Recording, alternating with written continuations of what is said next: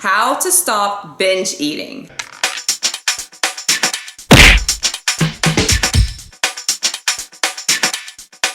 Let's begin. It's Saturday night. You ain't got no plans. Your boyfriend just broke up with you after 3 years and is now with your best friend. You go to the fridge and you see a nice, beautiful, scrumptious, cheesy cheesecake. What do you do? Well, if it was 5 or 6 years ago, I know what the hell I would do. Eat half of it, get so sick that I throw up, and then eventually eat the rest of the cheesecake. So today we're talking about how to quit binge eating. Okay, so the title can be a little misleading because as we know, everybody is different. And what works for you might not work for the next person. So the video is gonna be more about how I quit binge eating and hopefully it can help someone who's watching. 1, eat. I had to eat every 2 hours to make sure that I would not get hungry because the moment that I felt that hunger, I would go binge. Once I felt that intense hunger, I would feel that I needed to eat food now. So if I got like a little tiny piece of something, then that would turn into a really, really big piece of something. And then that big piece of something would turn into the whole can,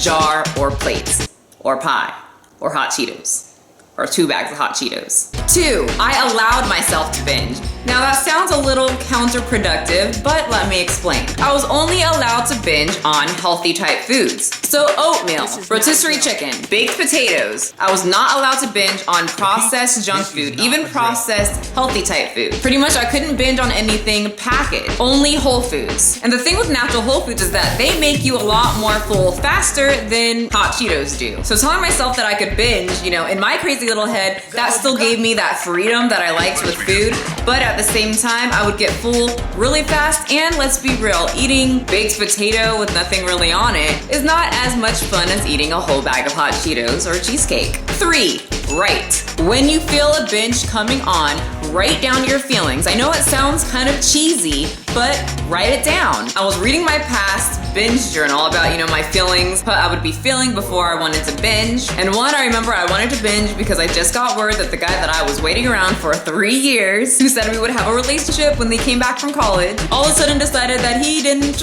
like me anymore. And I wanted to eat everything. And writing it made me realize that food, 1, has control over me, and 2, I didn't really want this guy making me do bad behavior. That was taking me farther away from my goals. So that kind of pissed me off. So that night I did not binge. I actually went to the gym and I found that working out when you're pissed off makes for really good workouts. A very good 3-hour workout with a lot of pretty angry music. 4, write it down even if you do binge. Say you did have an episode where you binge on a crap ton of food.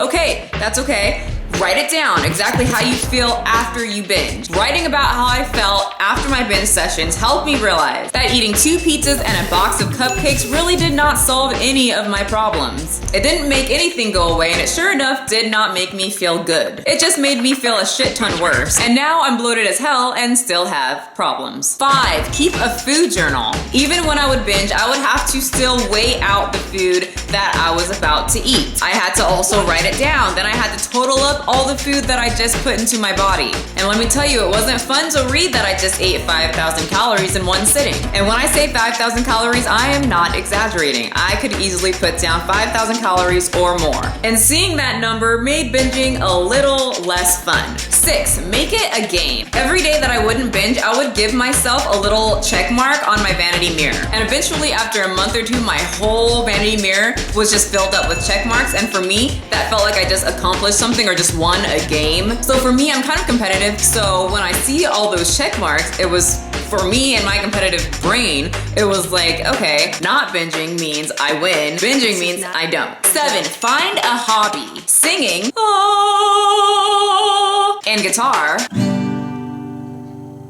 was one of the best things that I could have done for my binge eating. I can sit for my guitar for hours and it's way better therapy than eating a couple dozen cupcakes. And honestly, anything that can make me forget about cheesecake is a thumbs up in my book. Other things that I would do would be draw, write a stupid short story, play a game. Yes, I am a simmer. Anything that will get your mind off of binging. And the last thing I would do, which I completely recommend, but I highly doubt a lot of people watching will do it, but it's extremely effective. So if I literally just had to binge, I would take the food that I was gonna binge, I would walk into my bathroom, take off all my clothes, yes people, strip down naked, and stare at myself while eating. Do you know how sad it is to eat cheesecake while you're looking at your soft, squishy, naked body? Very sad. But once again, it makes it less fun, and it reminds me what my goals are. And a side note, a lot of people never look at themselves naked with the lights on in the mirror. It's a very big wake-up call. Now, doing those kind of things, I haven't had a binge session in 5.5, 6 years. Did it take a while? Yes. It took a lot of consistency and staying true to myself. So that's it for me, but are you an ex-binger? And if so, make sure to comment what you did to help yourself stop in the comment section. I would love to hear. Plus, if my tips aren't helping someone else, who knows, maybe yours will. If you think this video can help others, make sure to share it on your Facebook or any other social media platform. And if you would like another fitness or health tip, make sure to leave it in the comment section and I will make sure to make a future video. My name's Michelle McDaniel. This is my channel. My thoughts will probably offend you, and I will see you guys next video.